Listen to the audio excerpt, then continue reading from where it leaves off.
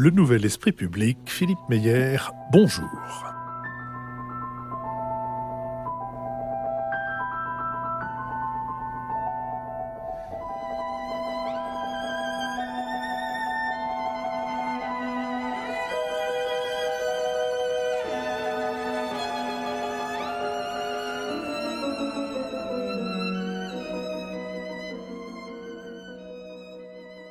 Bonjour, merci de nous avoir rejoints pour ce Nouvel Esprit Public. Je vous rappelle que nous sommes partenaires de l'hebdomadaire Le 1.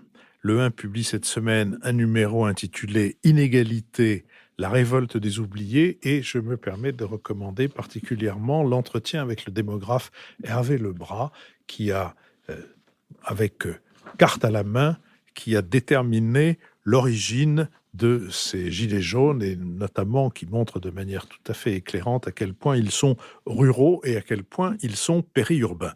Nous sommes donc réunis pour tenter d'éclairer certains aspects de l'actualité de la semaine écoulée. Nous le sommes, c'est-à-dire Jean-Louis Bourlange, député des Hauts-de-Seine, François Dufour, journaliste et chef d'entreprise, car cofondateur et rédacteur en chef de Playback, qui édite des quotidiens pour enfants, Nicole Niesotto, professeure titulaire de la chaire Union européenne au Conservatoire national des arts et métiers, et Lucille Schmitt, membre du comité de rédaction de la revue Esprit. Et nous allons ensemble et séparément remercier celles et ceux de nos auditeurs qui, d'une manière ou d'une autre, et notamment sur notre site le nouvel esprit public sans séparation.fr, ont trouvé le moyen de nous soutenir non seulement moralement, mais aussi matériellement. Et pour ma part, je remercie Isabelle Roussel, Jean-Marc Demoy, Hubert Cochet, Rupert Swire, André Micou.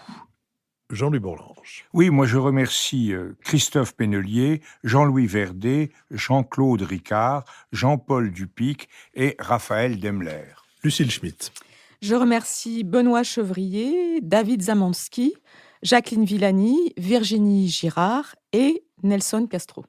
Nicole Niesotto. Pour ma part, donc, merci à Marie Leclerc, Denis Bouteille, Martine Lecam, Laure Gire et Olivier Manteil. François Dufour. Un grand merci à Guillaume Besson, Michel Bordet, Jean-Baptiste Penant, Eugénie Val et Stéphane Mallet. Merci donc à toutes et à tous et je vous propose que nous nous intéressions maintenant aux réponses du président de la République aux manifestations de ces dernières semaines. Lundi, le président a présenté ses réponses donc à cette crise des gilets jaunes en déclarant un état d'urgence économique et sociale.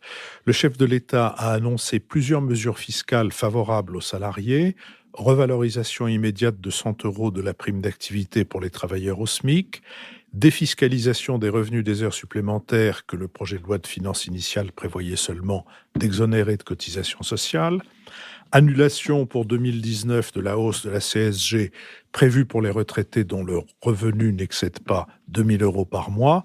Et enfin, Emmanuel Macron a réaffirmé sa volonté d'engager un large débat national l'an prochain au travers d'une consultation qui devra aborder le sujet de la fiscalité, mais également celui des services publics et plus largement des institutions. Les réactions des Gilets jaunes ont divergé. Si certains porte-parole du mouvement ont estimé que les mesures annoncées ne répondaient pas à leurs revendications, d'autres figures ont estimé que ce discours constituait un début de compréhension.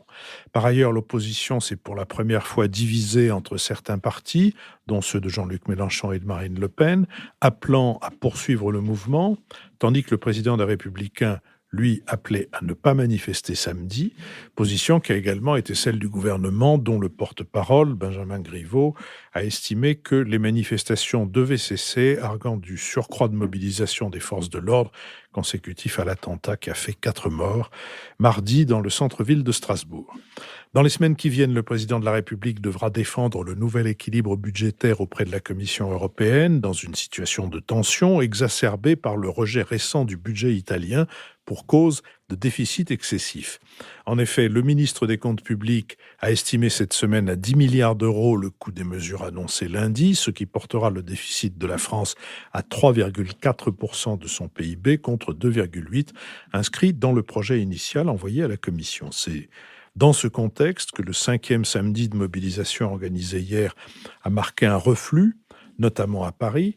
Les manifestations organisées sur tout le territoire ont néanmoins rassemblé 66 000 personnes selon le ministère de l'Intérieur, dont 2 200 dans la capitale, et elles ont motivé plus de 100 mises en garde à vue. Sur cette question, Lucille Schmitt.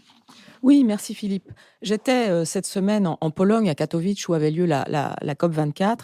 Et paradoxalement, les gilets jaunes, car l'expression n'était jamais traduite, les gilets jaunes étaient sur toutes les lèvres. Et je trouve que c'est très intéressant de voir que ce qui peut apparaître comme un phénomène spécifiquement français était en fait quelque chose qui intéressait l'ensemble des Européens. Que ce soit les Anglais, que ce soit les Italiens, que ce soit les responsables de l'Union européenne, la forme que prend ce mouvement et la réponse qu'y a apporté Emmanuel Macron intéressaient énormément dans la perspective des élections européennes et venaient en résonance de ce qui peut se passer en Angleterre avec le Brexit ou de ce qui s'est passé en Italie au moment des élections. Pourquoi ? Parce que la revendication des Gilets jaunes apparaît comme une revendication, une demande d'égalité, une demande de justice sociale et que c'est un phénomène qui dépasse largement la France. Sinon, on le sait, puisque nous sommes français, elle prend aussi une forme assez spécifiquement française à travers, par exemple, l'irruption de la violence et la revendication extrêmement extrémiste, parfois, qui a été portée par certains gilets.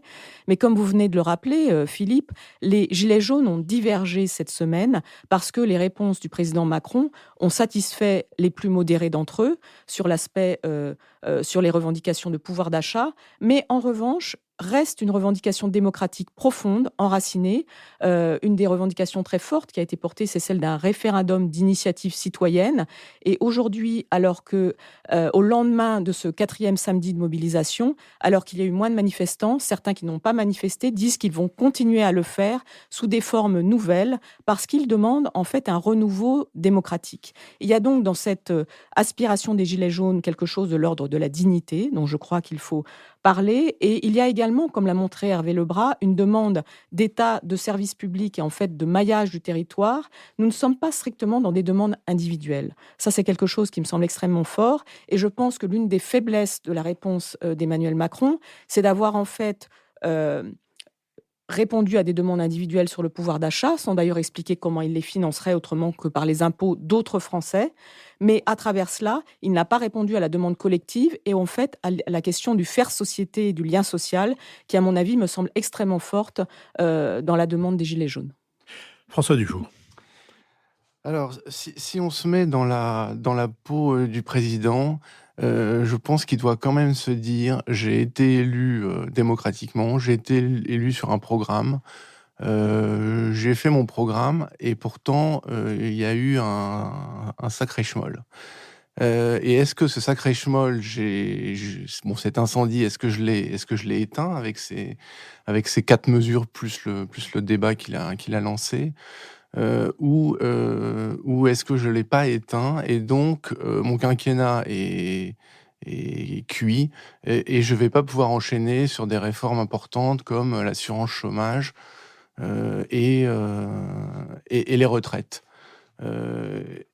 Et j'avoue qu'en me mettant dans ses baskets, je sais pas très bien, je sais pas très bien si lui aussi il pense pas que la situation est un petit peu injuste envers lui, parce qu'il n'a pas vraiment fait des choses depuis 18 mois qui n'étaient pas annoncées, qui n'étaient pas attendues. Si je me mets dans la peau d'un gilet jaune authentique, oui, je vais dire authentique, rural, qui a des problèmes de fin de mois, etc., je pense que le président a avancé avec ces 4 mesures, ou certaines de ces 4 mesures, notamment celle pour les retraités. Et donc mon explication, c'est que ce sont eux qui se sont moins mobilisés hier. Mais il faut pas oublier que si je me mets dans la peau cette fois d'un gilet jaune qui est plutôt je ne vais pas dire un non authentique parce que ce ne serait pas vrai, mais un politique, tous ceux qu'on a entendus, et donc qui sont à la fois, qui ont la double casquette de gilet jaune et d'insoumis ou de soutien de Marine Le Pen, du Front National ou du Rassemblement National, peu importe la manière. Là, moi, ce que j'ai senti, notamment par l'excellent travail d'un journaliste qui s'appelle Rémi Buisine, de Brut, qu'on voit sur Facebook, et qui est allé au milieu de la manif et qui a interviewé pendant 4 heures des Gilets jaunes. Là, j'ai vraiment senti que beaucoup d'entre eux étaient loin de lâcher le morceau. Et effectivement, ce qui revenait souvent, alors évidemment, revenait la nouvelle révolution, Macron démission, etc., etc. Mais sur le plan plus intéressant, ce RIC, ce référendum d'initiative citoyenne, mais que moi j'ai plutôt compris, non pas comme le peuple a une bonne idée, on est suffisamment à signer une sorte de pétition et donc on va faire une nouvelle loi. Mais moi, je l'ai plutôt senti comme un moyen de contourner Emmanuel Macron et, pour reprendre leurs propres termes, rendre la souveraineté au peuple. Et dernier point, parce que je vois que Philippe lève son stylo, et comme c'est la première fois que je viens, j'ai pas envie de recevoir le stylo sur la tête. Non, j'ai des objets beaucoup plus contondants, rassurez-vous. Je me mets aussi dans la peau d'un employeur, ce qui est très facile pour moi, puisque j'en suis un, puisque je dirige les playbacks. Et là, j'avoue que je ne sais pas très bien comment prendre au bon la 4e mesure donc, du président, qui est entreprise, aider les moins riches de votre personnel. J'avoue que j'ai été un peu surpris par la limite qui a été fixée et qu'on a eu, je crois, vendredi sur les modalités de cette prime, qui était que un employeur a le droit de la donner jusqu'à 4 000 bruts. Et je vous avoue que si je prenais par exemple le salaire médian chez nous de la centaine de personnes qui travaillent chez nous, on est très en deçà de 4 000 bruts. Donc je suis un peu perturbé par cette modalité qui a été donnée récemment. Et alors, pour terminer, je pense quand même que cette histoire de gilets jaunes pose des problèmes complètement dingues que je résume en moins de 30 secondes. La première que j'ai citée, c'est qu'on est élu sur un programme, on fait le programme et ça pète. La deuxième, c'est qu'il faut être violent pour obtenir des choses. Ça, en démocratie, c'est perturbant.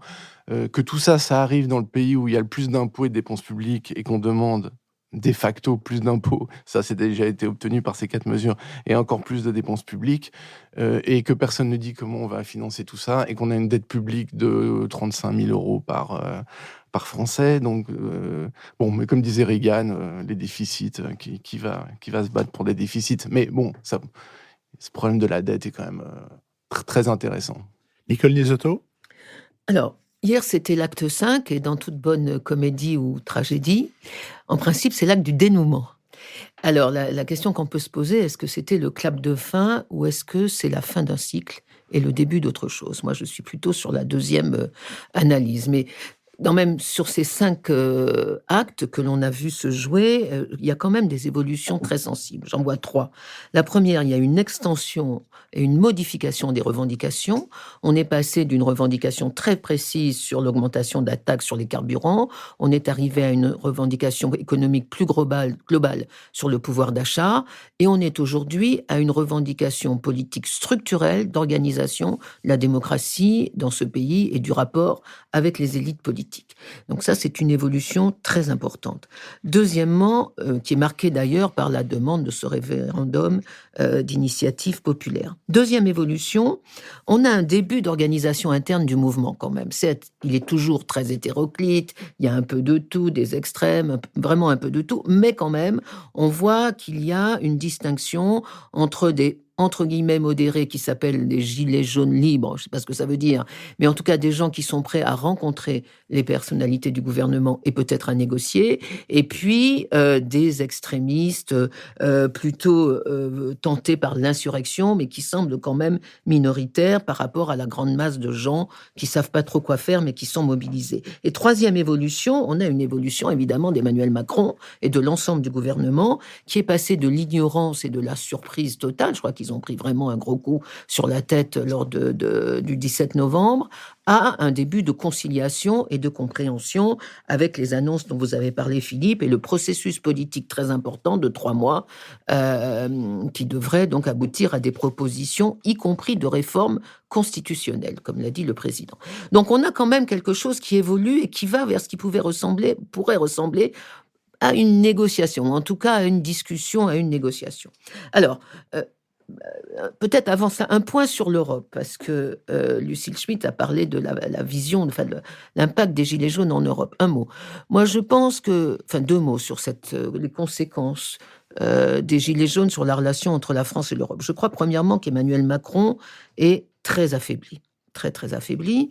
Il va dépasser les 3% du déficit public. Les populistes nationalistes, Orban et Salvini, se moquent bien de lui et vont profiter de la situation. Il était l'homme providentiel après le Brexit pour empêcher le populisme quand il a été élu, rappelez-vous. Il est maintenant la cause du populisme en France. Il est le point focal des haines par rapport au système. Et comme il est président de la République, mais ça se porte sur lui. Et donc, il est un président affaibli. On l'a vu au Conseil européen d'avant-hier, il a obtenu juste une ligne dans la déclaration finale sur une ligne budgétaire de la zone euro. Mais, je pense que si le président est affaibli, peut-être que la France ne l'est pas, et que la France peut retrouver en Europe un rôle qu'elle n'a pas eu depuis très longtemps, un rôle de réconciliation entre deux modèles de contrat social, entre deux modèles économiques, l'un qui est le modèle ultralibéral porté par la Suède, l'Allemagne, les Finlandais, les Nordiques, et l'autre le modèle ultra-populiste porté par Salvini, Orban et les autres Polonais et autres. C'est-à-dire, si Macron est assez intelligent pour trouver avec les Gilets jaunes un mode d'organisation de l'économie plus sociale et un mode d'organisation de la démocratie un tout petit peu plus direct, alors il peut inventer une espèce de libéralisme populaire qui, à mon avis, sera une synthèse vitale pour l'avenir de l'Europe. Je crois que Macron, là, joue un destin historique. Je ne suis pas sûr qu'il ait la fibre sociale suffisante pour arriver à cette conciliation, mais on voit bien qu'il y a entre les deux extrêmes d'aujourd'hui, l'ultralibéralisme nordique et allemand et le populisme est et sud, il y a peut-être une troisième voie, comme on disait autrefois en politique intérieure, une troisième voie, et que la France est peut-être en train d'inventer ce modèle d'une autre façon de jouer la mondialisation, une mondialisation plus sociale et peut-être, ça j'en suis moins sûre, et peut-être plus écologique. Troisième point, si je puis... Mais vous pouvez...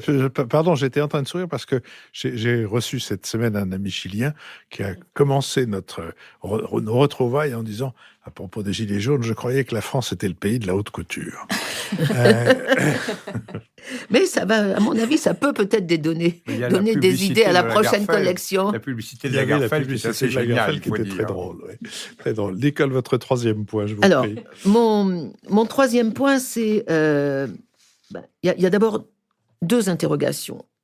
Est-ce que la chute de la mobilisation dans les rues, que l'on a vu partout en France et hier, est le signe d'un affaiblissement du mouvement, ou est-ce que la démobilisation dans la rue n'enlève rien à la solidarité et au soutien populaire du mouvement? On n'a pas encore des chiffres de sondage. Moi, je crois qu'on passe à une autre phase. Je ne crois pas du tout que le mouvement soit devenu moins populaire qu'il l'était, parce qu'il touche, je crois, à des problèmes structuraux de la société française, qui sont premièrement les inégalités. Vous l'avez dit, on est le pays qui paye le plus d'impôts, mais aussi le pays où la redistribution sociale est la plus forte. Et malgré tout, on est face à des inégalités qui augmentent sur la décennie passée, donc une fracture sociale importante et une fracture politique également importante, qui est la défiance des citoyens vis-à-vis du programme politique. Je cite juste parce que les sondages sont intéressants. Un sondage Eurobaromètre, qui n'est pas un sondage français, mais qui est fait tous les ans. Au printemps 18, 61% des Européens n'ont pas confiance dans leurs gouvernements nationaux et 60% des Européens n'ont pas confiance dans leurs parlements nationaux. Et c'est là aussi où le cas français rejoint le cas européen. Donc il y en a cette première interrogation. Moi je réponds, ça va continuer. Deuxième interrogation, c'est la violence. Je crois que la violence des rues et celle des casseurs, elle peut être contenue par les forces publiques, mais il y a dans la société entière un niveau de violence contenue, un niveau de violence rhétorique, de violence verbale, de violence, je dirais presque individuelle, qui, elle, est quand même extrêmement inquiétante. Jean-Louis Bourlange ? Oui, je dois dire que je ne vois pas du tout, je suis d'accord avec beaucoup de choses qui viennent d'être dites par Nicole, mais je ne vois vraiment pas du tout où elle puise, où vous puisez l'idée que de cette espèce de délitement total de la société française, d'incapacité de l'État à réagir, d'incapacité des forces protestataires à proposer quelque chose de précis et de significatif, on peut se sortir comme une espèce de, par un phénomène de spontanéité, une troisième voie, un modèle, un phare pour le monde, ça. Alors là, moi, j'ai vraiment l'impression exactement inverse. Ce qui me frappe, moi, c'est d'abord la combinaison entre la puissance du mouvement et sa négativité. Et je crois que c'est ça qui est extraordinairement inquiétant. Je comprends très bien qu'Hervé Lebras, qui est un homme de grand talent, cherche à identifier l'origine des gilets jaunes. Est-ce que ce sont plutôt des vieux, des jeunes? Est-ce qu'ils sont plutôt dans le périurbain, dans le rural profond? Le rural profond, c'est très peu de monde. Or, ce qui caractérise ce mouvement, c'est que son écho dépasse absolument de très très loin l'enracinement social qui est le sien. En fait, on a des gens qui se sont attroupés sur les ronds-points, on a des gens qui ont manifesté relativement peu nombreux, rien de comparable avec les grandes manifestations historiques de l'histoire de France, enfin de mai 68 ou de 36, etc. On a quelque chose, ou des manifestations pour la défense de l'école privée en 84, tout ça n'a rien à voir. Et en même temps, si je puis dire, on a cette puissance, ce soutien très profond, très constant d'une grande partie de l'opinion, cette difficulté à mobiliser l'opinion sur des enjeux comme ceux qu'avait évoqué Lucie il y a quelques semaines, c'est-à-dire le respect de la légalité républicaine, l'encadrement du droit à manifester, le respect des institutions, le fait qu'un président, qu'on l'aime ou qu'on l'aime pas, est élu pour 5 ans, tous ces réflexes républicains qui sont à la base comme on dit, de notre vivre ensemble, sur le plan, c'est une expression qui ne m'est pas très familière, mais que j'emploie pour être compris par notre temps. Tout cela et n'a pas du tout fonctionné. Moi, ce qui me frappe, prenons l'exemple des institutions. Le référendum d'initiative citoyenne, ça ne signifie littéralement rien. Un référendum, c'est une élection à 2 tours qui n'aurait qu'un tour. C'est-à-dire qu'il faut avoir la majorité absolue pour le gagner, il faut avoir la majorité absolue, il faut l'avoir au tour unique. Il n'y a pas un seul leader, ni Mélenchon, ni Le Pen, ni personne qui puisse prétendre avoir à lui, le général de Gaulle lui-même n'y était pas parvenu en 65, avoir une majorité. Donc vous faites un référendum dit révocatoire, forcément le président est révoqué. Mais le paradoxe, c'est qu'aujourd'hui on a un sondage, je ne dis pas que ce sondage soit le moins du monde prédictible de ce qui se passera, mais il est quand même intéressant, où on voit qui est élu. S'il y a une élection présidentielle aujourd'hui, devinez qui est élu: Emmanuel Macron. Madame Le Pen arrive en tête, bien sûr. On inverse ce rapport du premier tour de la fois d'avant, de 2017, mais au second tour, la chose s'organise. Donc on est dans le référendum dit révocatoire. C'est simplement l'incapacité de ce mouvement à désigner un candidat, à choisir un candidat, et sa volonté simplement de dire: on veut pas de celui-là. Pardon, mais vous être juste dans le référendum, je dirais, politique ou institutionnel, mais il me semble que dans la revendication de beaucoup de gilets jaunes, il y a un référendum sur des questions sociales et économiques. Je prends un exemple. C'est exactement je la pense même que vous chose. avez... supposons, alors, allez-y. reprenez si vous voulez bien ma supposition. Allez-y. Supposez qu'il y a un référendum d'initiative populaire sur la limitation de vitesse à 80 km/h sur les routes secondaires qui n'ont qu'une seule voie. Qu'est-ce que vous pensez qui se passe là, à ce moment-là? Est-ce que vous ne pensez pas qu'il y a une victoire qui fait sens? De toute façon, je pense qu'on peut supprimer je les dis pas gens. Que je suis pour ou contre les gens, de toute façon générale, vous faites un référendum sur la baisse des impôts, vous aurez un référendum positif. Vous faites un référendum sur la baisse à 80 à l'heure, les gens prennent ce qui les gratifie et refusent les contraintes. La politique, c'est un double arbitrage. Un arbitrage entre des contraintes et des ambitions. En l'occurrence, je ne sais pas si le 80 à l'heure c'est la bonne chose ou pas, mais l'ambition était de réduire les accidents de la route, les impôts. En l'occurrence, et ça s'est très bien passé en Suède, sans doute parce que les Suédois ont bien manœuvré, mais on a augmenté massivement les taxes carbone en Suède, ça s'est en échange de baisse d'impôts, ça s'est très bien passé. Bon, là, on voit bien que sur tous ces points, il y a un blocage. Donc, et il y a un blocage dans le temps. Une politique, ça n'est certainement pas quelque chose de... Moi, je suis très, très hostile. J'étais hostile. Le comité Balladur a proposé le référendum d'initiative populaire. Il l'a proposé en des termes qui le rendent pratiquement inapplicable, ce qui est au moins ça, parce que c'est un truc totalement idiot. Une politique, ça n'est pas une décision ponctuelle. C'est un ensemble de décisions législatives et exécutives qui s'inscrivent dans une durée. Vous êtes gouvernant, vous avez une mesure auquel vous tenez particulièrement, vous la soumettez à un arbitrage populaire, le peuple dit non, qu'est-ce que vous faites ? Vous démissionnez et toute votre politique est par terre. Non, le mandat politique consiste à donner à un gouvernement et à une majorité les moyens, dans le cadre de procédures strictement contrôlées, de mener une politique qui est une politique sanctionnée le moment venu par le corps électoral qui dit non, ce que vous avez fait au cours des 5 dernières années ne correspond pas du tout à ce que nous souhaitons et donc nous vous remplaçons. C'est ça la démocratie. Ça ne consiste pas à interjeter. Mais au-delà de ça, ce que je voudrais dire, c'est que, donc je parlais de puissance et négativité. Ce mouvement, au bout de plusieurs semaines, n'a aucun leader. Moi, je me rappelle, mai 68, on avait 4 personnes, on avait Sauvageau, on avait Gesma, on avait au moins 3, on avait Cohn-Bendit. C'était des gens qui existaient, qu'on entendait. Là, on n'a personne. C'est pas par hasard qu'on n'a personne. C'est parce que c'est un mouvement qui ne peut pas promouvoir des choses. On a, en termes d'exigence, je ne sais pas du tout ce que veulent exactement, à part effectivement dire c'est nous qui devons exercer le pouvoir de façon directe, ce qui quand même est une aberration. Je ne sais pas ce que ça veut dire. Mais moi, ce que je veux dire en conclusion, c'est quelque chose de très différent. C'est que je crois que le 5e acte est plutôt l'acte du délitement que l'acte du dénouement. Ça, je suis d'accord avec Nicole. Je pense que Macron a certainement fait des erreurs de communication et d'action. Moi, j'ai été très, très réservé sur plein d'initiatives sur lesquelles j'ai été amené à faire silence en tant que député de la majorité.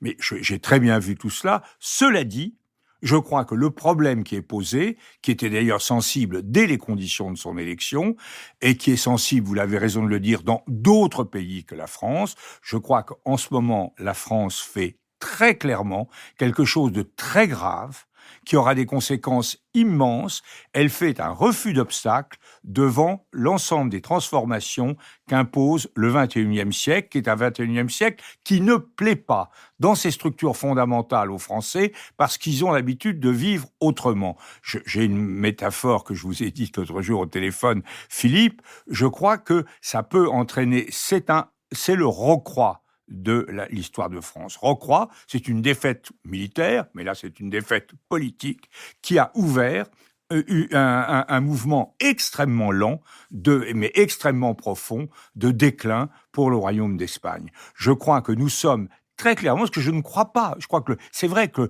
d'une certaine façon, le quinquennat est terminé. Je ne vois pas, vous avez raison, je ne vois pas Macron faire les réformes des retraites, faire les réformes etc. Et tout le monde dit c'est très bien. Et donc je pense que nous sommes entrés dans une phase de décrochage par rapport au XXIe siècle et nous allons le payer très cher sur les 30 prochaines années. Je suis vraiment très profondément désespéré par ce qui se passe dans mon pays. Lucile Schmitt. Oui, plusieurs choses. Je suis moins désespérée que Jean-Louis, mais au fond, voilà, faisons des paris. Moi, ce que je voulais dire, c'est que le référendum d'initiative citoyenne, c'est une demande de participation à la décision et que Macron a proposé un grand débat local, expression sur laquelle d'ailleurs je m'interroge, puisque jusqu'à présent, les grands débats étaient plutôt nationaux en France. Et quand un président de la République propose un grand débat local, il y a une sorte de contradiction entre celui qui propose et ceux qui organisent, qui me semble être un sujet de questionnement fort.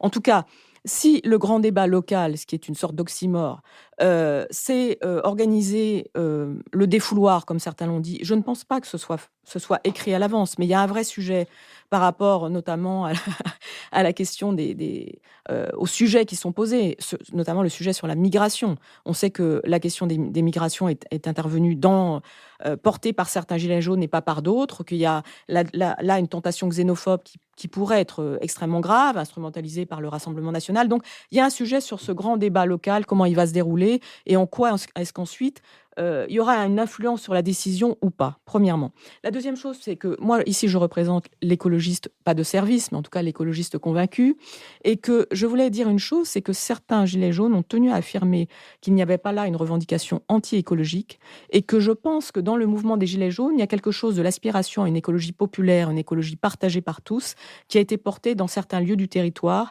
et que là-dessus, il y a aussi un reproche qui a été fait à Macron. À mon avis, c'est pas un hasard si ça a éclaté à l'occasion d'une taxation, mais aussi d'une taxation présentée comme prête à financer l'écologie, alors qu'on sentait bien que c'était un sujet d'équilibre budgétaire. Donc, il y a quelque chose... Non, c'est pas vrai. Cher Jean-Louis, nous sommes en désaccord là-dessus. Donc, il y a quelque chose de l'ordre de le mauvais état de la démocratie et, comme le disait Nicole, la recherche d'un autre projet, sera-t-il plus ou moins écologique? Moi, je pense qu'il y a quelque chose de puissant là derrière. Et puis, je terminerai en disant que c'est pas seulement un problème de corps intermédiaire, d'absence de syndicats, etc. On a vu un spectacle pathétique à l'Assemblée nationale. Je pense que la motion de censure, que la seule réponse des partis opposants à Emmanuel Macron était une motion de censure hétéroclite, est quelque chose qui ne me rassure pas sur l'état de notre démocratie. C'est-à-dire que, effectivement, Macron serait peut-être réélu, mais je pense qu'il a déjà été élu par défaut, y compris au premier tour, parce que la présence de Marine Le Pen faisait qu'on votait pour Emmanuel Macron, pour certains d'entre nous, parce qu'on voulait qu'il soit devant Marine Le Pen, et je pense que s'il était réélu, ce serait encore par défaut. Donc la question du lien entre le contenu et l'incarnation est posée plus que jamais dans cette situation. Je ne suis pas pessimiste, mais je ne pense pas qu'une réélection programmée d'Emmanuel Macron dans les sondages soit rassurante sur une perspective qui ne serait pas populiste en France. Je n'ai pas dit ça, j'ai dit que ça vidait simplement l'idée d'un référendum révocatoire de sa signification, c'est tout. Il est quand même D'accord, clair Jean-Louis. que dans beaucoup d'élections, on vote contre, Ouais. au moins autant qu'on vote pour. Nicole Nisotto. Oui, un mot, Jean-Louis. Oui, toute la société française se braque devant l'obligation d'accepter des transformations du XXIe siècle qu'on n'a ni discuté, ni voulu, ni expliqué. Mais moi, le risque de décrochage, je le vois, mais ça n'est pas un problème français. L'ensemble des sociétés industrielles est partagé par cette résistance, qu'il s'agisse des États-Unis, qu'il s'agisse de tous les pays où les mouvements populistes augmentent, etc. Et donc, c'est là où je reprends mon point. Soit on pleure et on dit il n'y a rien à faire, on est tous nuls et on décroche, soit on essaye de trouver vraiment un combat politique qui peut remobiliser des jeunes générations et de trouver cette troisième voie entre le néolibéralisme absolu et le populisme autoritaire. François Dufour. Moi, je suis étonné de ce que dit Nicole, parce qu'il me semble qu'on est quand même le pays déjà le moins libéral d'Europe. Donc, être accusé de libéralisme, ça me paraît un peu too much. Un peu trop, pardon. Sur le référendum d'initiative citoyenne et sur le référendum qui entraînerait forcément le départ de Macron, moi je suis quand même frappé que en politique, contrairement au monde de l'entreprise, on n'essaye jamais rien, ou on dit jamais c'est un essai, on va évaluer la mesure et puis après on va la garder ou l'abandonner. Il me semble qu'Édouard Philippe a présenté les 80 km/h comme ça. Il l'a peut-être pas dit aussi clairement. Moi, ça, j'avoue que c'est un truc que je comprends pas bien. Si les 80 km/h, on dit c'est là pour, allez, 2-3 ans, mettons 3 ans, et on compte, et ça fait, je sais pas, 300 morts de moins par an, bon, bah, après, on décide. Si l'ISF, on nous dit, on fait l'IFI et pas l'ISF parce que ça va faire revenir de la fortune de l'étranger, de la fortune française de l'étranger, ça va booster l'économie, etc., et c'est bon pour le chômage. Bah, on se dit, voilà, on tente ça 3 ans ou 4 ans et ça marche ou ça marche pas. Ce système de gouvernants qui ont la bonne décision du premier coup, ou à l'inverse de citoyens qui se mettent à penser que grâce à un référendum citoyen, ils vont avoir la bonne décision du premier coup, ça me paraît totalement pas pragmatique et bizarre. Je crois que sur les 80 km/h, il faudrait presque faire une émission thématique, parce qu'en réalité, de l'autre côté, Oui. quand on allait fréquemment dans un milieu rural, la réponse était, on vous dit pas qu'il faut pas limiter la vitesse, on vous dit qu'il ne faut pas la limiter uniformément, qu'il y a des tas d'endroits où ça n'a pas de sens. Mais, et de l'autre côté, armé de bons sentiments, le gouvernement disait, mais c'est pour qu'il y ait moins de morts. Sauf que, avant les derniers chiffres, avant que la limitation à 80 km entre en vigueur, marquaient déjà un recul très considérable du nombre de morts, dont il faut penser que peut-être il n'est pas uniquement Comment, mais pas du dur la tout. vitesse. Il y avait une remontée juste du le nombre jour, de morts. non, pas le mois qui a précédé l'application des 80 km, il y a eu un recul. Et que par-dessus le marché, quand même, les gens qui circulent, eux, beaucoup, qui se servent beaucoup de leur voiture dans ces zones-là, savent que parmi les problèmes qui se posent, il y a pas seulement l'état des routes, mais il y a aussi le problème des décisions qui n'ont pas été prises pour transférer le fret de la route vers d'autres moyens, et notamment vers et que ça prend des proportions qui sont inquiétantes à l'œil nu. Donc tout ça était systématiquement exclu de la discussion. Du coup, vous avez forcément l'impression que les gens qui prennent la décision considèrent que la réalité du terrain n'a pas à rentrer dans le truc. François Dufour. Les gilets jaunes ont bousillé des centaines de radars, donc je pense qu'ils sont au-delà du... Oui, mais ça, c'est précisément, à mon avis, quelque chose qui mériterait aussi d'être intégré à une émission thématique sur les 80 km/h. Jean-Louis Je crois Bourlange. que sur le 80 à l'heure, c'est intéressant parce que c'est une politique la politique de sécurité routière est une politique multipartisane menée depuis 50 ans et qui a eu vraiment un très grand succès. Elle est fondée partiellement sur les progrès technologiques, sur l'amélioration considérable de la sécurité des véhicules. Je crois que c'est une donnée qu'on doit... Mais elle est fondée également sur les contrôles d'alcoolémie, qui ont été quand même de plus en plus puissants, et elle est fondée sur une limitation de la vitesse qui a été systématique sur autoroute, sur route, etc. Bon, donc on avait une politique qui illustrait alors en tout cas parfaitement ce que j'avais appelé l'autre jour le modèle rationalisateur tel que Georges Lavaux l'avait défini pour définir la Ve République. Bon, et ça a été sévèrement mis en cause. Alors, moi, je pense que Philippe a été très maladroit. Moi, je le dis parce que j'étais pour les 80 à l'heure. J'étais pour l'interdiction. Je trouvais que c'était... Et j'étais pour une raison simple, c'est que je crois que ça n'a pratiquement aucune conséquence, moi je pratique, dans les durées de trajet des Français concernés. Je pense, sauf qu'on s'est aperçu en faisant les contrôles qu'il y avait un tas de gens qui roulaient à 130 à l'heure, que ce soit 90 ou 80. Mais c'était vraiment quelque chose de très epsilonesque. Mais ça a été maladroitement présenté. Précisément, il n'y a pas eu d'annonce d'expérimentation. C'est Macron après qui a dit, si ça marche pas, dans 2 ans, on arrêtera. Il n'y a pas eu d'expérimentation, il n'y a pas eu de demande, il n'y a pas eu de choses. Bon. Et simplement, ça a été, à mon avis, l'un des détonateurs du système, car ça a construit une chose de la France territoriale. Alors, je voudrais répondre juste à Nicole. Moi, je suis entièrement d'accord, Nicole, pour dire que c'est un mal qui caractérise l'ensemble des sociétés européennes et également les États-Unis. Mais je crois que nous sommes engagés dans un déclin européen qui est particulier. Mais la France, et là je suis d'accord avec vous, la France est particulièrement vulnérable parce que nous avons un niveau de culture économique qui est vraiment absolument lamentable. On ne raisonne pas économiquement. C'est pour ça qu'on défend l'impôt sur l'ISF alors que ça n'existe nulle part. Il n'y a pas un économiste sérieux qui le défend. On a une obsession de l'État, alors que nous... Oui, mais c'est plutôt un fiscaliste sérieux qu'un économiste sérieux. Il n'y a pas vraiment de l'ensemble des économistes. On a une vénération de l'État. On s'est identifié à l'État alors que nous sommes dans un schéma mondialisé et libéral. On a eu des habitudes, des traditions de méfiance de Alain, etc., à l'égard des pouvoirs publics.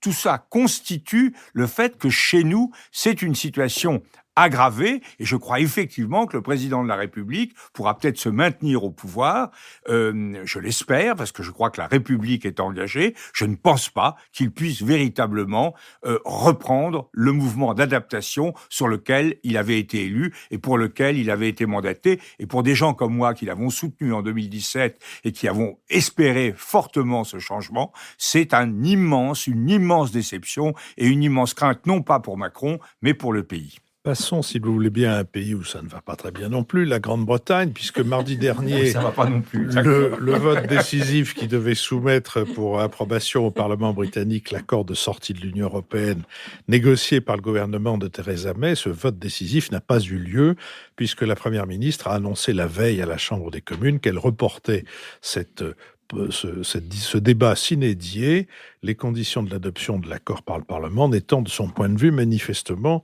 pas réunies. Ce report a été critiqué par la classe politique. Le Parti conservateur a organisé mercredi un vote de défiance qui aurait pu contraindre la Première ministre à la démission, mais Theresa May a conservé la confiance de 200 députés de son parti contre 117. Les chefs d'État et de gouvernement réunis à Bruxelles jeudi pour leur dernier sommet de l'année ont réaffirmé leur opposition ferme à toute réouverture des négociations de l'accord adopté en novembre. Ils ont néanmoins consenti à l'adoption d'un texte commun de clarification, réaffirmant que le filet de sécurité entre l'Irlande du Nord et la République d'Irlande, filet instauré par l'accord de sortie, n'était qu'une solution temporaire. Dans ce contexte, la Première ministre dispose d'une étroite marge de manœuvre pour convaincre le Parlement d'adopter l'accord qu'elle a négocié, tandis que son prédécesseur, Tony Blair, a réaffirmé vendredi son soutien à l'organisation d'un nouveau référendum auquel 48% des Britanniques seraient favorables et 34% hostiles selon les derniers sondages. En France, l'Assemblée nationale a adopté en première lecture un projet de loi autorisant le gouvernement à légiférer par ordonnance dans le cas d'un Brexit sans accord. Et enfin, la Cour de justice de l'Union européenne, saisie par un groupe de 9 parlementaires britanniques, a statué qu'un État membre ayant enclenché le processus de sortie de l'Union européenne peut unilatéralement revenir sur sa décision tant que le divorce, tant que la séparation n'a pas été actée. Sur cette question, Nicole Nisotto. Alors, si la situation en France est inquiétante, la situation au Royaume-Uni est tragique. Je crois que ça fait 18 mois donc, que les Britanniques négocient un Brexit, ou en tout cas d'abord, plusieurs accords, mais d'abord l'accord de séparation. Et en 18 mois, on a cumulé à la fois l'absurde et le tragique. D'abord, avant le Brexit, je voudrais juste rappeler quelque chose. Les Anglais ont décidé de quitter l'Union au moment où ils avaient réussi à convertir l'Union au modèle britannique. Contre la France qui défendait plus un modèle d'Europe politique. Deuxièmement, ils ont quitté l'Union au moment où seul le Royaume-Uni avait un taux de croissance correct, un taux de chômage inférieur à 5%, alors que tous les autres étaient encore dans la crise. Et donc, la première absurdité, c'était de cette décision britannique totalement irrationnelle par rapport à la bonne santé économique et politique du Royaume-Uni. Au sein de l'Union, ils étaient presque les leaders. Deuxièmement, pendant le Brexit, là aussi, on a un mélange d'absurde et de tragique, puisque les gens qui ont voté pour le Brexit, c'est une espèce de coalition hétéroclite entre des ultra-libéraux thatchériens qui voulaient vraiment sortir de toutes les régulations européennes pour pouvoir transformer le Royaume-Uni en espèce de Singapour, le Global UK, comme disait Madame May, et de l'autre, les victimes de la mondialisation, les petites gens qui ne supportaient plus le travailleur détaché polonais, etc. Et on a lu cette alliance totalement absurde, mais qui a permis la victoire du Brexit. Et troisième niveau d'absurdité et de tragique, c'est maintenant, après 18 mois de négociations, on se trouve confronté à deux possibilités extrêmes, deux possibilités terribles, qui est soit le no deal, c'est-à-dire le Brexit dure, on a négocié 18 mois pour rien et il faut sortir, soit au contraire, pas de Brexit, c'est-à-dire on refait un référendum et on a négocié 18 mois pour rien, on repart à zéro. Et donc on se trouve aujourd'hui dans une situation qui est quand même kafkaïenne. Avant de voir quels sont les scénarios possibles, je voudrais dire un mot sur l'Irlande. L'Irlande n'est pas un problème du Royaume-Uni. S'il y a un tel problème irlandais, c'est parce que l'Irlande est un pays membre de l'Union européenne. On a plutôt tendance à l'oublier, mais la question de l'Irlande, c'est pas simplement la question de la guerre civile, d'une éventuelle reprise de la guerre civile entre les deux Irlandes. C'est parce que l'Irlande est un pays membre de l'Union européenne, souverain. C'est comme si l'Irlande du Sud, l'Irlande était la France. Donc on a le même degré d'exigence pour l'Irlande que pour n'importe quel autre pays membre. Et là, l'Irlande, le problème irlandais, c'est véritablement l'impasse la plus grande, parce que on a trois possibilités. Soit le retour à une frontière entre les deux Irlandes, et à ce moment-là, la possibilité d'une reprise des hostilités qui mettrait fin à l'accord de 1998. Soit, au contraire, tout le monde dans l'union douanière pour éviter le retour à cette frontière et à cette guerre civile. Et à ce moment-là, les Brexiteurs sont contre parce qu'ils ne sortent pas. Les Remainers sont contre parce qu'ils sont dans l'Union sans aucun droit avec toutes les contraintes. Donc ça, c'est la catastrophe. C'est un peu ce que propose Madame May. Et troisième scénario, qui est la frontière au-delà de l'Ulster, c'est-à-dire la réunification de l'Irlande sous l'égide de l'Union européenne. Et ça, bien sûr, la couronne ne peut pas en avoir. Et donc, on est dans ce point aujourd'hui d'impasse totale. Moi, comme ça, a priori, la réunification de l'Irlande sur l'égide de l'Union européenne, je trouverais que c'est pas mal. Mais en tout cas, c'est véritablement aujourd'hui l'échec absolu du gouvernement de Madame May, qui a très bien négocié avec les Européens, mais qui n'a pas su négocier avec son propre parti et avec sa propre opposition. Je vois que Philippe commence déjà à lever la main. Mais juste un point sur le scénario du référendum. Moi, personnellement, je n'y crois pas. Je n'y crois pas. Pourquoi ? Parce que ça voudrait dire un report d'abord, un report de la date de l'article 50, du 29 mars. Ça, on peut accepter, mais toute l'idée, c'est de ne pas intervenir en même temps que les élections européennes du 26 mai. Donc, si les Européens acceptaient de reporter cette date du 29 mars, ce serait pour un an. Depuis l'avis de la Cour. Attendez. Non. Non, mais pour avoir l'avis de la Cour, il faut que Mme May ait la majorité pour le demander. Or, elle n'est pas capable d'avoir la majorité sur son accord. Elle n'aura pas la majorité sur le retrait unilatéral. Ce serait vraiment dire que le référendum n'a jamais eu lieu. Je n'y crois pas une seconde, pas une seconde. Et donc, le référendum peut-être, mais pas avant au moins un an. Et donc, en attendant, qu'est-ce qu'on fait ? En attendant, on se retrouve à ce que les Anglais appellent maintenant le Brexit par accident. C'est-à-dire, personne ne l'a voulu. La pire des solutions, personne ne l'a voulu. C'est un peu comme la Gare de 14. Mais en fait, on l'a eu. Lucille Schmitt. Oui, moi, je voulais vous rappeler une chose, c'est qu'au lendemain du référendum qui aboutit à ce que 51,9% des Britanniques choisissent de sortir de l'Union européenne, la question qui a été la plus googlisée en Angleterre, c'était « Qu'est-ce que c'est que l'Union européenne ?» Et c'est une sorte de joke. Mais ce qui est intéressant là-dedans, c'est que ça montre bien que faire un référendum à l'aveuglette, et ça a été rappelé par certains, faire un référendum comme voulait le faire David Cameron, qui était une manière de se réassurer pour les élites britanniques connaissant parfaitement l'Union européenne, connaissant parfaitement la France, vis-à-vis d'une population qui, elle, ne connaissait pas l'Union européenne, c'était évidemment un marché de dupes. Et donc, par rapport à ce que vient de dire Nicole, moi, je serais assez claire. Je pense que la perspective d'un people's vote, qui est quelque chose qui a pris beaucoup d'ampleur depuis quelques mois, c'était quelque chose de considéré comme totalement débile, impossible à faire il y a encore un an. Et en octobre dernier, il y a eu quand même 700 000 personnes qui ont défilé dans les rues de Londres. C'était la plus grande manifestation depuis la manifestation contre la guerre en Irak de 2003. Et il y a quelque chose qui est en train de monter dans la vie démocratique britannique autour du people's vote, qui n'est pas qualifié de référendum, mais qui est qualifié donc de people's vote. C'est un choix assez stratégique. Je voulais aussi rappeler une deuxième chose, c'est que au moment du Brexit, la campagne s'est faite d'une manière extrêmement mensongère sur l'idée qu'on récupérerait de l'argent de l'Union européenne, et non pas que ça coûterait de l'argent, et que cet argent serait utilisé pour financer le NHS, auquel tiennent beaucoup les Britanniques, le système de santé, et que par ailleurs, évidemment, ça permettrait d'avoir moins de migrants et moins de plombiers polonais, par exemple. Donc on voit bien aujourd'hui que face à la réalité qui s'est installée, en fait, à travers cette négociation de 18 mois, les Britanniques, et un nombre croissant d'entre eux, y compris peut-être certains qui avaient voté pour le Brexit, ont réalisé que, premièrement, que ça aurait un coût très important, deuxièmement, que ça n'empêcherait pas la migration, troisièmement, que le NHS continuerait à être en très mauvaise situation, et quatrièmement, que Theresa May, certes, était quelqu'un qui avait beaucoup d'opiniâtreté, mais qui n'avait aucune stratégie. Donc on est dans une situation où aujourd'hui, d'ailleurs, l'un des paradoxes, c'est que Theresa May était pour le Remain et négocie le Brexit, Jeremy Corbyn était plutôt pour le Brexit et pourrait se retrouver Premier ministre d'une sorte de situation de Remain. Et donc on est dans une situation de démocratie complètement confuse, et en même temps avec une revitalisation qui, quelque part, peut-être est une... Je ne sais pas si c'est les Gilets jaunes, mais il y a une revitalisation démocratique autour de la question du Brexit. Et pour terminer, parce que je dois laisser la parole à tout le monde, ce qui me semble important, c'est qu'aujourd'hui, le sentiment pro-européen a pris une espèce de consistance en Angleterre qui n'existait pas avant, et on peut sans doute le regretter. C'est au moment où peut-être on quitterait l'Europe, où on se trouve menacé de quitter l'Europe, qu'on réalise qu'est-ce que c'est que d'être pro-européen. Et ça, c'est une question qu'il faut se poser aussi au niveau de l'Union européenne. Pourquoi est-ce que ce sentiment prend une quotidienneté, une importance et presque un caractère charnel au moment où on se trouve menacé de quitter l'Union européenne ? On peut se le poser aussi en France, rappelons-nous, du référendum perdu sur la Constitution européenne en 2005.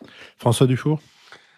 Alors, rappel de quelques faits. D'abord, le référendum nous donne une illustration intéressante après la discussion qu'on a eue sur le gilet jaune et le RIC.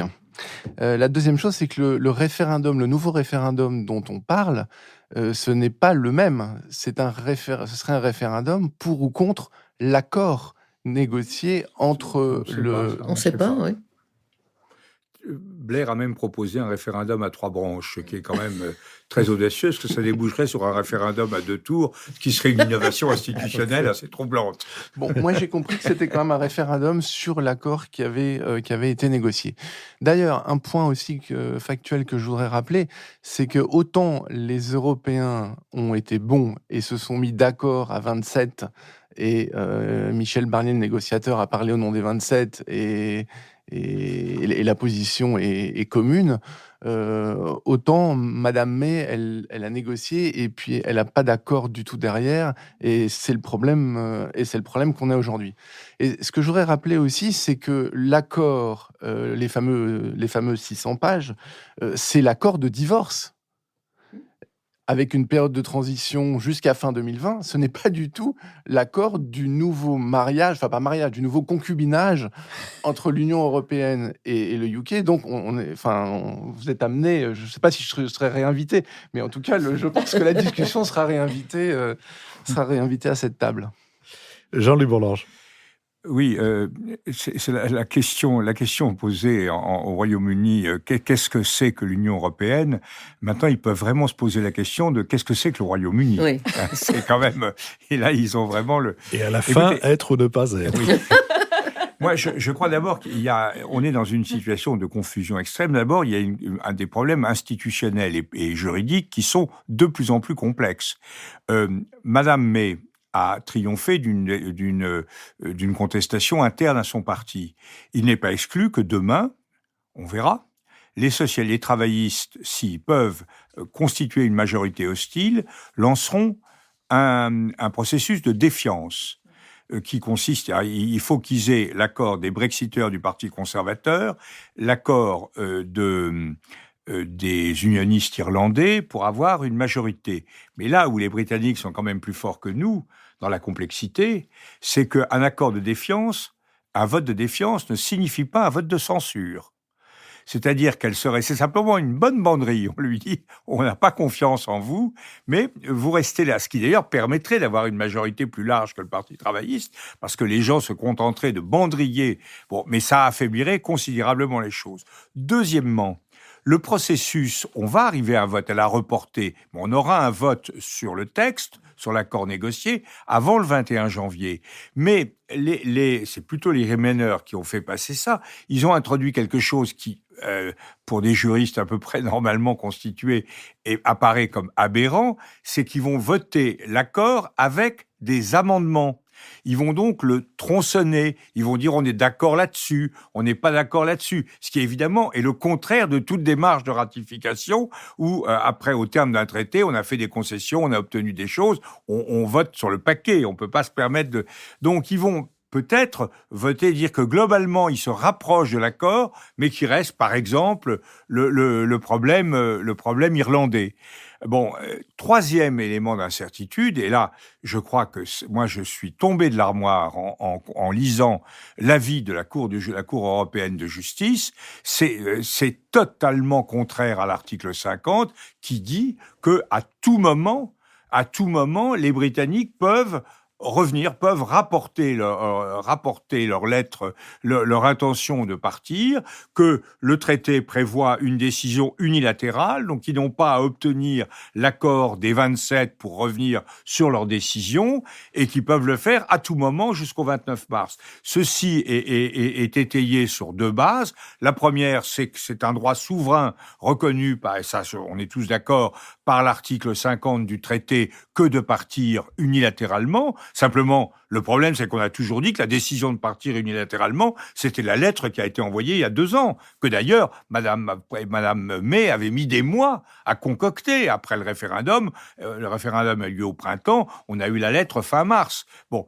Et puis, deuxièmement, alors là, la Cour de justice patauge complètement, mais vraiment complètement. Elle dit que la clause des 2 ans est faite pour éviter d'avoir un départ désordonné. Or, le système qu'elle préconise, si le 28 mars, Madame May adresse une lettre en disant « Fini ». Pendant 2 ans, on s'est trompé, maintenant on revient, on ne peut plus organiser les élections européennes, parce que tout est il n'y a plus de siège britannique, etc. Donc c'est une pagaille indescriptible. Et en plus, c'est là où j'avais un léger désaccord juridique, mais je suis d'accord avec vous, Nicole, politiquement, elle peut déposer sa lettre, et 6 semaines plus tard, dire « Oh ben non, enfin, à la faveur d'un changement de majorité, par exemple, on a bien réfléchi, on s'y remet et on repart pour 2 ans. » Donc on est quand même dans la folie complète, vraiment complète. Mais au-delà de ça, je crois que c'est une erreur de penser que c'est simplement le problème de la frontière irlandaise. La frontière irlandaise, c'est simple. Les Anglais disent on doit partir, il faut une frontière, et ils savent pas où la mettre. C'est tout. Merci. Nous sommes maintenant arrivés au terme de cette émission. Si vous voulez avoir une idée de ce que c'est que la complexité britannique, personnellement, je l'ai comprise le jour où j'ai entendu quelqu'un à table me dire « I wonder if you would mind finding your way through to passing me the salt ». Ça voulait dire « passez-moi le sel ». S'il vous plaît. I'm afraid so.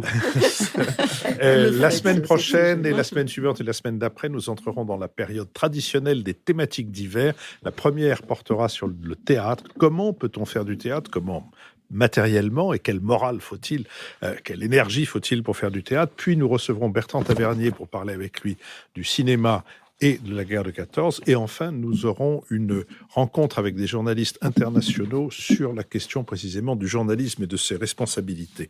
Je voudrais, en ce qui concerne les brèves, puisque nous sommes rentrés dans la période des brèves, je voudrais juste informer nos auditeurs qui ne le sauraient pas que le président de la Fédération patronale allemande, M. Ingo Kramer, s'est dit étonné de la rapidité de l'intégration des réfugiés sur le marché du travail allemand. Sur 1 million de personnes arrivées en 2015, près de 400 000 ont soit une formation, soit, pour la grande majorité, un emploi soumis à cotisation sociale. Et M. Ingo Kramer a dit finalement, Angela Merkel avait raison avec sa phrase « Wir schaffen das », on va y arriver.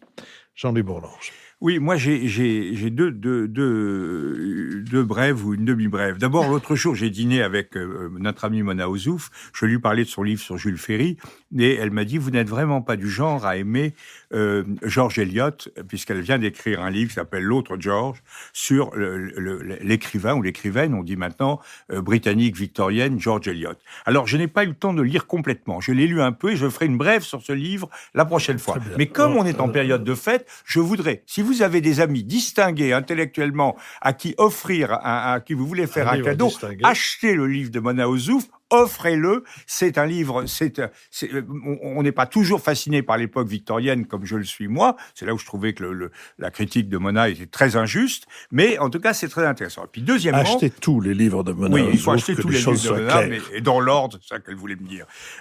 Ensuite, je voudrais recommander, paru à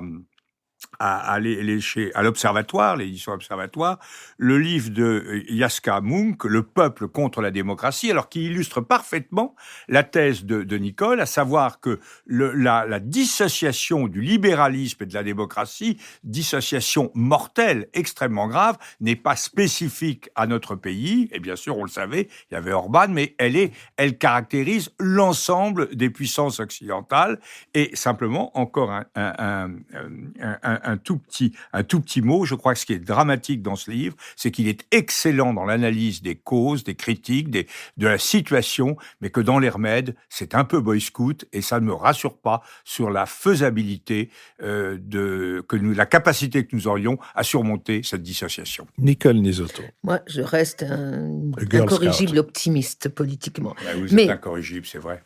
N'est-ce pas ?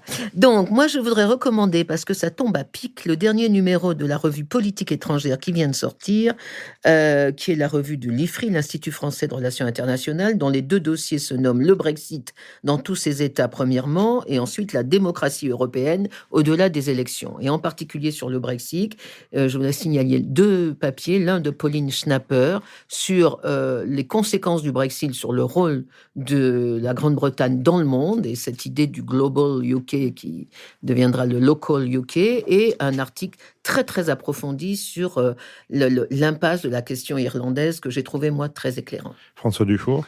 Moi, je vous recommande 2 bouquins de Pierre-Antoine Delhomme, qui est un éditorialiste du Point. Un que j'ai lu récemment avec beaucoup de retard, qui s'appelle Les affligés du quinquennat. Alors non pas du quinquennat Macron, mais j'attends ce tome 2, mais le quinquennat d'avant, qui est la reprise de ses éditos dans le Point, qui sont extrêmement sourcés, iconoclastes, qui, même si on n'est pas d'accord avec eux, font réfléchir.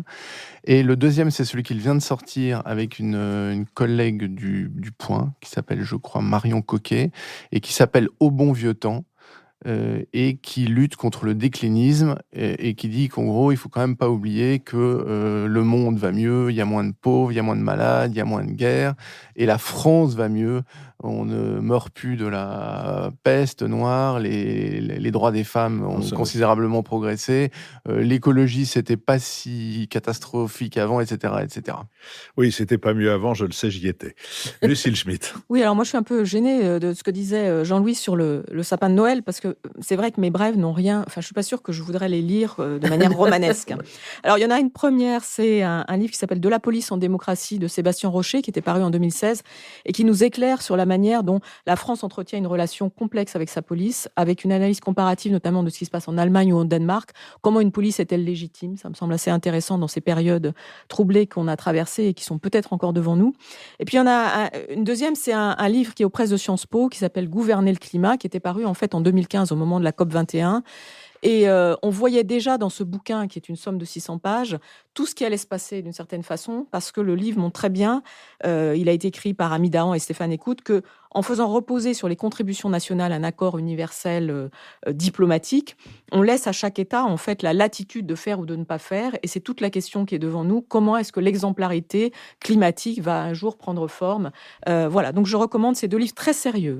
Je vous remercie. Je rappelle à nos auditeurs que sur le site www.lenouvelespritpublic.fr, ils trouvent les brèves, leurs références, ils trouvent les textes d'introduction des différents sujets, et ils trouvent aussi le moyen de nous soutenir et notamment de s'abonner. Je leur donne rendez-vous la semaine prochaine pour la première de nos thématiques d'hiver. Cette émission a été préparée avec Benoît Heurtel. Elle est enregistrée par Adrien Beccaria au studio L'Arrière-Boutique, et elle est produite par Nouvelles Écoutes et Julien Neuville. J'espère vous retrouver la semaine prochaine.